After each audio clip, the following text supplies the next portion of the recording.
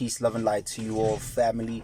Welcome once again, Nyanbulisa Nonke. Welcome to this YouTube video, to another special, beautiful episode with me, your host, Mathix. Now, today is going to be one of those quick and short ones, but necessary nonetheless. Because sometimes this happens, and it's because we are a part of a collective that sometimes we get zoomed out of our own identity, and then we wander around wondering if we were someone else or if we could be someone else. So today's video is basically about being yourself, the importance of being yourself, why you must be yourself, why we need you to be yourself. Now, this we is the collective. Now, if there's a beautiful book, I recommend that you check out that book called The Kybalion by the Three Initiates. It's a very beautiful book based on ancient African truths, which they look at the laws of nature, which they call the seven hermetic laws. So they talk about the seven principles or the seven laws of the universe. Those laws being mentalism, that's the first law. The mind is all, that we are living in the infinite mind, in the infinite dream of the creator. And in there they speak about how this being, this entity, this supreme source consciousness, it creates worlds within its mind.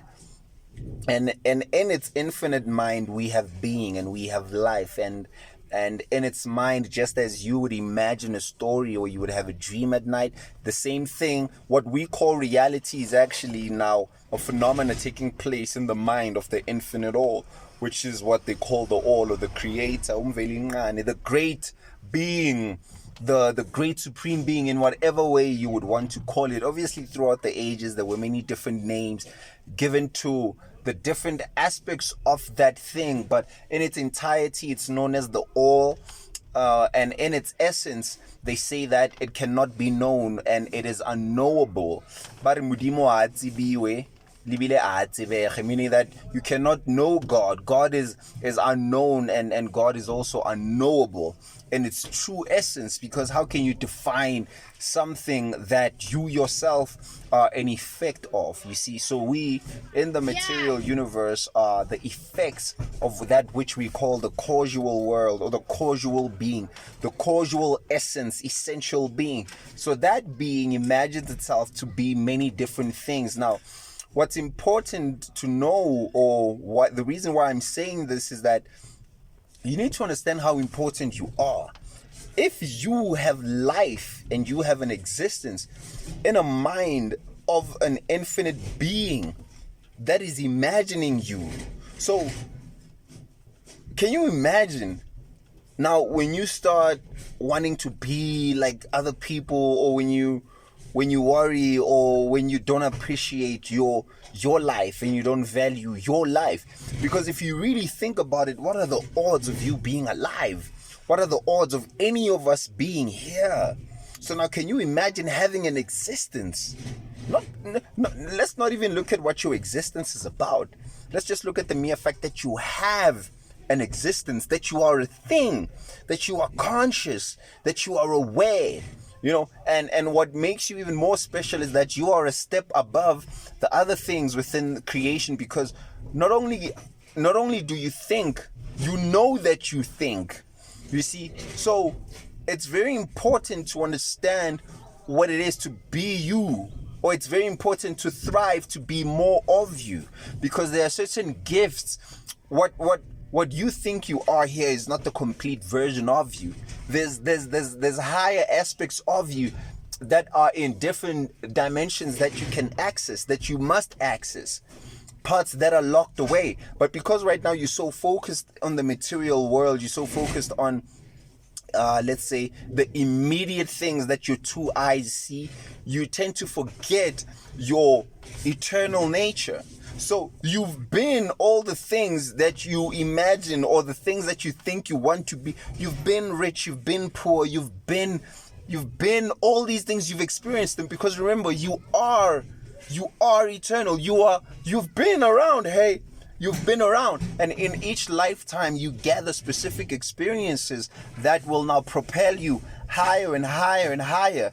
And when I say higher, I also actually mean inner and inner, because the inner is the higher. Remember, these are the laws of the universe. It's the laws of correspondence.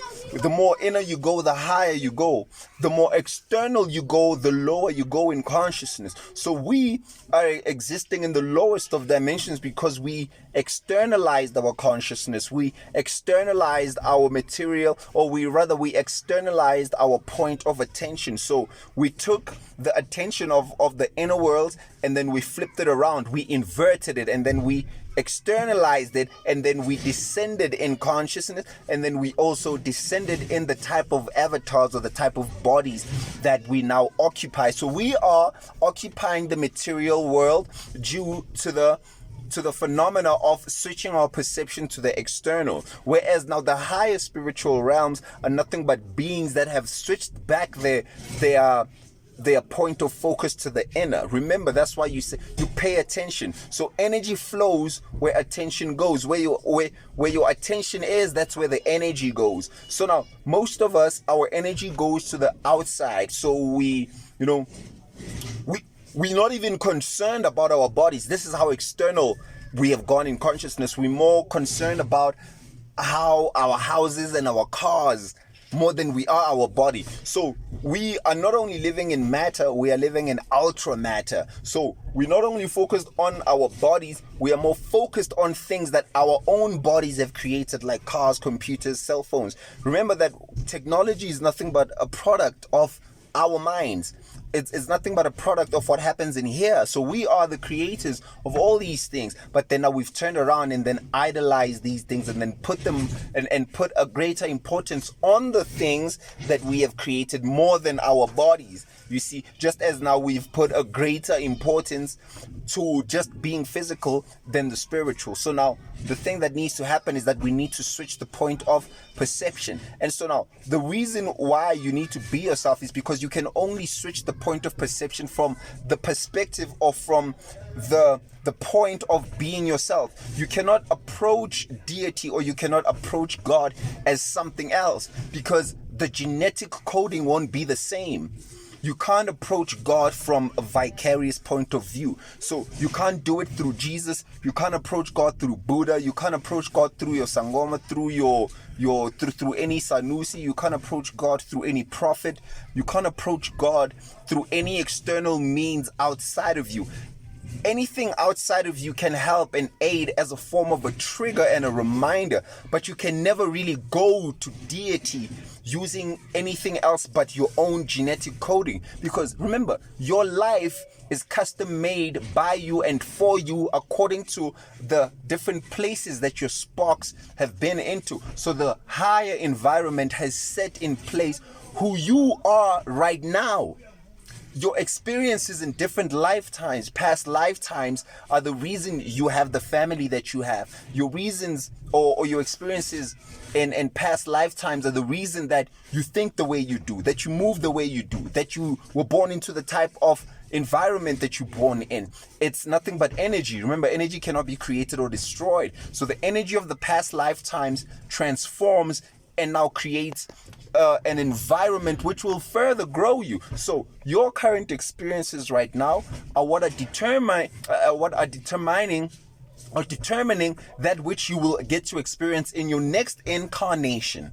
You see, so you write your life story right now. So what you need to do is figure out who you are in a higher, much more broader, expanded version. Don't look at yourself so narrow. You are greater than material existences. There's higher things that you must strive for, that are blocked by the illusion of material comfort, by the illusion of wanting to be someone else. I was thinking to myself this morning, or was it yesterday? I was like, damn, life is really a game of souls.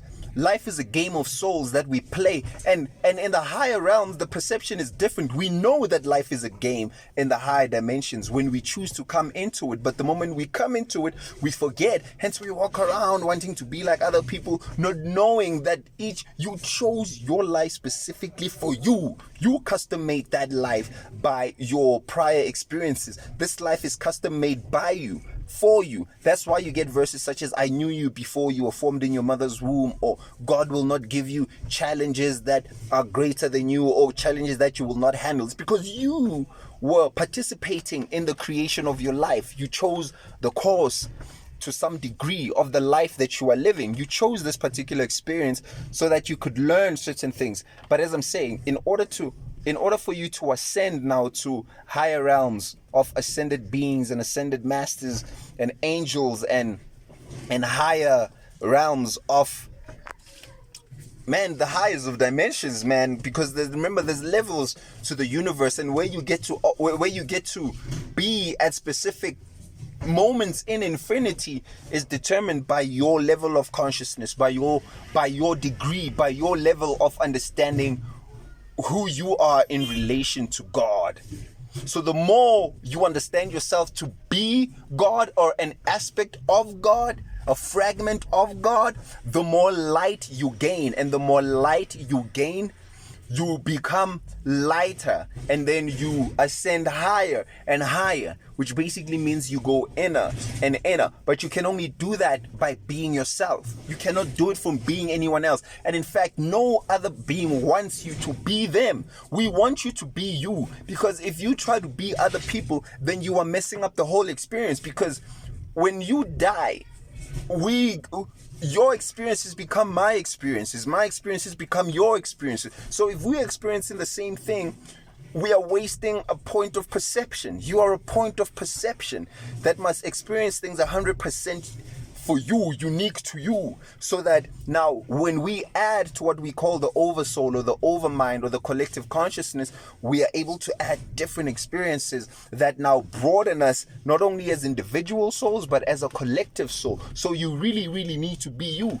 If you're not famous or rich at that specific moment, it won't always remain like that, but each point is important for you. And you may not even have come here for fame, you may not even have come here for riches, but you came to live what is called a simple life. There's no such thing as a simple life. Every life is complex, because every life, every body is being controlled by a deep eternal entity that is infinite in its nature. So what we call a normal life is nothing but what we call it socially. These are nothing but agreements. We agree to say, okay, people who do this, we value them. People who do that, we value them. But if we switch up and say, okay, we no longer value that, we value this. So we create the reality. You see what I'm saying? That if you look at tribesmen, and if you were to take a tribesman, like someone who's been living in, let's say, in the forest or in the bushes, or just living off nature, and you take them to the big city and you give them a Maserati and a car,